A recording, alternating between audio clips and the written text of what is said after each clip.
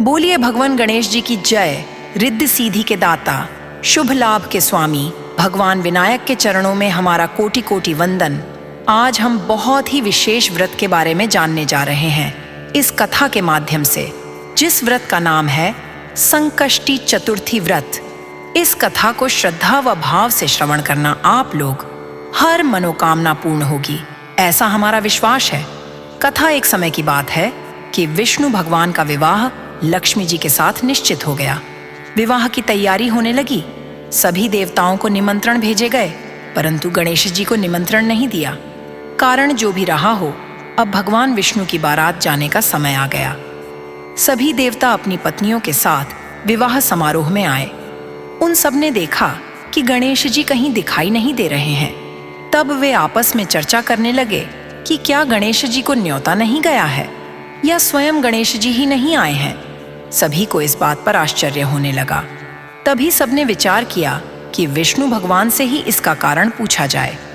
विष्णु भगवान से पूछने पर उन्होंने कहा कि हमने गणेश जी के पिता भोलेनाथ महादेव को न्योता भेजा है। यदि गणेश जी अपने पिता के साथ आना चाहते तो आ जाते, अलग से न्योता देने की कोई आवश्यकता भी नहीं थी।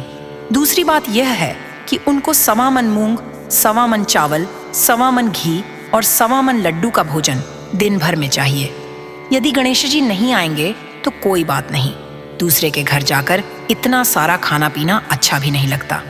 इतनी वार्ता कर ही रहे थे कि किसी एक ने सुझाव दिया, यदि गणेश जी आ भी जाएं तो उनको द्वारपाल बनाकर बैठा देंगे कि आप घर की याद रखना। आप तो चूहे पर बैठकर धीरे धीरे चलोगे तो बारात से बहुत पीछे रह जाओगे।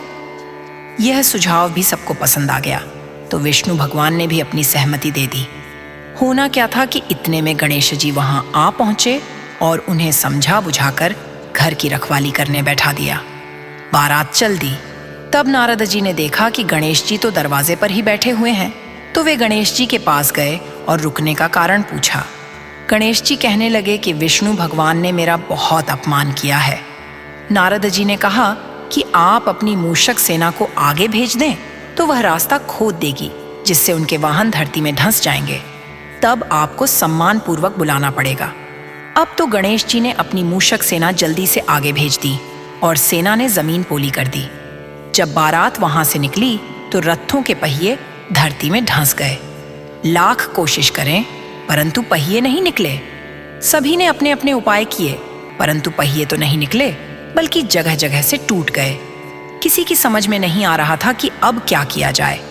तब तो नारद जी ने कहा, आप लोगों ने गणेश जी का अपमान करके अच्छा नहीं किया। यदि उन्हें मना कर लाया जाए तो आपका कार्य सिद्ध हो सकता है और यह संकट टल सकता है।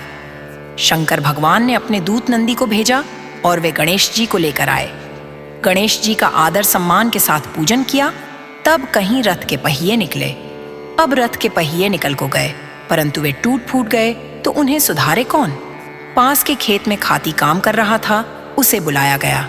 खाती अपना कार्य करने के पहले श्री गणेशाय नम कहकर गणेश जी की वंदना मन ही मन करने लगा। देखते ही देखते खाती ने सभी पहियों को ठीक कर दिया।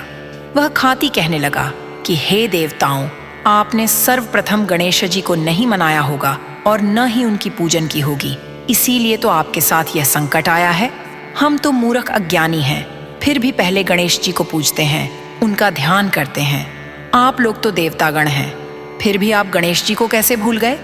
अब आप लोग भगवान श्री गणेश जी की जय बोलकर जाएं तो आपके सब काम बन जाएंगे और कोई संकट भी नहीं आएगा। ऐसा कहते हुए बारात वहां से चल दी और विष्णु भगवान का लक्ष्मी जी के साथ विवाह संपन्न करा के सभी सकुशल घर लौट आए। हे गणेश जी महाराज, आपने विष्णु को जैसो कारज सारियो, ऐसो कारज सबको सिद्ध कर जो। बोलो गजानन भगवान की जय। भगवान गणेश बहुत दयालु हैं। अगर कभी उनके पूजन वंदन में आपसे कोई गलती हो जाती है, उनसे क्षमा मांगकर कार्य प्रारंभ करें, आपको उत्तम फल प्राप्त होगा। बोलिए गजानन महाराज की जय। इस कथा को सुनने से सबको उत्तम फल की प्राप्ति हो, मंगल ही मंगल हो। इस कथा को कहने में कोई त्रुटि हुई हो तो क्षमा करें। हमारे कथा रील चैनल को ज़्यादा से ज़्यादा सब्सक्राइब करें, लाइक, शेयर, कमेंट्स करें। आपकी अति कृपा होगी। धन्यवाद व साधुवाद।